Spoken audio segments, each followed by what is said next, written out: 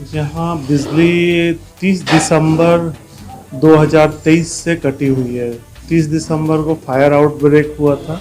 शहर के सदर अस्पताल सिटी पीपी मोड में संचालित तेजस लैब, जहां रियायत दर पर मरीजों की जांच की सुविधा उपलब्ध है। इस लैब में पिछले 6 महीने से अधिक होने को चले हैं, लेकिन बिजली नहीं है। बिजली नहीं रहने के कारण मरीजों की जांच रिपोर्ट एक दिन बाद मिल रही है। जरूरी रहने पर मरीज बाहर से निजी लैब से ही अपनी जांच करवाने को विवश है।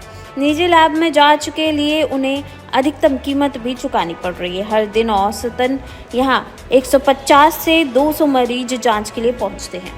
लैब के इंचार्ज डॉक्टर आलोक ने बताया कि 30 दिसंबर 2023 को लैब के अंदर आग लगने की घटना घटी थी। इस घटना में लैब की वायरिंग भी जल गई थी। आग लगने की घटना के बाद विद्युत विभाग के द्वारा बिजली कनेक्शन काट दिया गया था। वायर की रिपेयरिंग में करीब 10 से 15 दिन लगे। इसके बाद बिजली कनेक्शन के लिए विद्युत विभाग गए। विभाग के द्वारा 10 साल के बिजली बिल बकाया होने की बात कही गई। 10 साल के बिजली भुगतान के बाद भी कनेक्शन मिलेगा, जिसके बाद से अब तक बिजली कनेक्शन नहीं लगा है। लैब में सब मीटर लगवाया गया है। बिजली कनेक्शन के लिए एनओसी दी गई है, जिसमें कहा गया है कि विद्युत विभाग 10 सालों के बिजली बिल का आकलन कर लैब को दे। इसके भुगतान के बाद ही यहाँ विभाग कनेक्शन देगी। यह हाल है 5-6 दिनों पहले की जो निर्णय लिया गया था। फिलहाल यह प्रोसेस में है। डॉक्टर आलोक ने कहा कि पिछले 6 महीने से जनरेटर के जरिए यहाँ काम चल रहा है। हर 4 घंटे बाद जनरेटर 2 घंटे के लिए बंद किया जाता है, जिस कारण जांच प्रभावित होती है।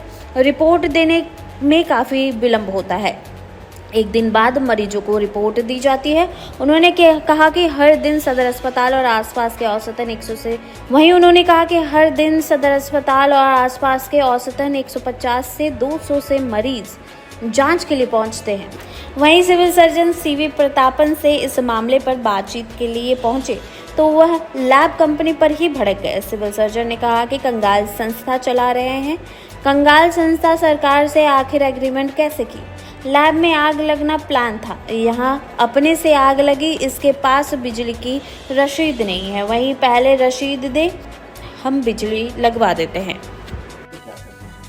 यहाँ बिजली 30 दिसंबर 2023 से कटी हुई है। 30 दिसंबर को फायर आउटब्रेक हुआ था। फायर आउटब्रेक के दौरान मेंस जो कनेक्शन था वो काट दिया गया था। तो हमारा रिपेयर हुआ 5-6 दिन 10 दिन लगा पूरा रिपेयर होने में। रिपेयर होने के बाद फिर बिजली के लिए हम लोग गए तो उस समय हमें कहा गया कि बिजली बिल बाकी है पुराना, वो देना है 10 साल का। तो कोई हमारा लीगल कनेक्शन नहीं है। हमारे पास सब मीटर है लगा हुआ, लेकिन वो बिजली बिल के चलते अभी तक हमारा बिजली कटा हुआ था। अभी रिसेंटली 5-6 दिन पहले एनओसी मिला है ताकि हम लोग अपना इंडिपेंडेंट कनेक्शन ले सकते हैं। लेकिन उसमें भी एक क्लॉज लगा है कि जो लास्ट 10 ईयर का बिजली बिल है वो बिजली विभाग को आकलन करके लेना है।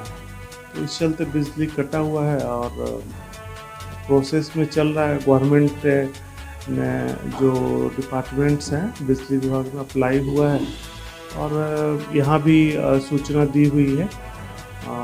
प्रोसेस चल रहा है। सर जनरेटर है तो जनरेटर 24 घंटा नहीं चल सकती है, वो मशीन है तो हर 4 घंटे पे हमें बंद करना पड़ता है जनरेटर, 1 घंटे के लिए या 2 घंटे के लिए। तो जब जनरेटर बंद होती है उस दौरान सारा सिस्टम हमारा बंद हो जाता है, क्योंकि जो बैटरी बैकअप है और हमारा जो इन्वर्टर है उस पर सारे प्रिंटर नहीं चल सकते हैं, लैब की कोई भी मशीन नहीं चल सकती है। तो हर 4 घंटे के ब्रेक पे हमें मशीन बंद करनी पड़ती है। दूसरा, कंटिन्यूस लाइन नहीं रहने के कारण हमारे जो रिएजेंट हैं वो कंटिन्यूस डिटोरिएट हो रहे हैं, क्योंकि 12 घंटा हम लोग जनरेटर चलाते हैं तो 10 घंटा 12 घंटा चलाते हैं। 12 घंटा तो जनरेटर नहीं चलती है तो फ्रीज इन्वर्टर से नहीं चल सकती है, एसी इन्वर्टर से नहीं चल सकती।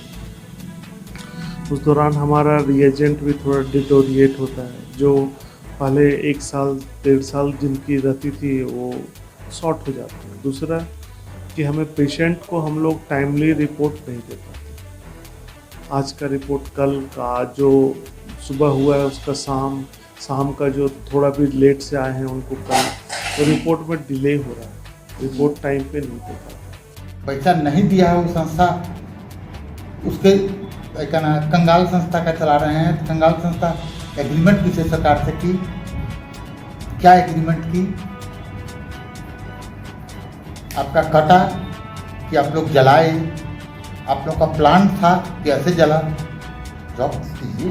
दिल्ली भर को हम बुला लेते हैं कि ये लोग क्या ना साबित कीजिए कि ये लोग प्लांट नहीं जलाएं। शॉर्ट काटा नहीं गया, हाँ, उनके यहाँ जल गया। अच्छा, उसके बाद? उनके रूम के भीतर जला है। हाँ, तो उसके बाद अप्लाई कीजिएगा नहीं जी, तो आपके बदले में हम अप्लाई करेंगे। उसके बाद बताओ जो मीटर कौन मीटर का होता है, वो कोई रसीद देगा ना जी बिजली भर, जहाँ ये पैसा बकाया है इसलिए हम आपका काटते हैं, तो दे रसीद। तो उसके बाद हम उस रसीद का वो रसीद हमको कहाँ दिए?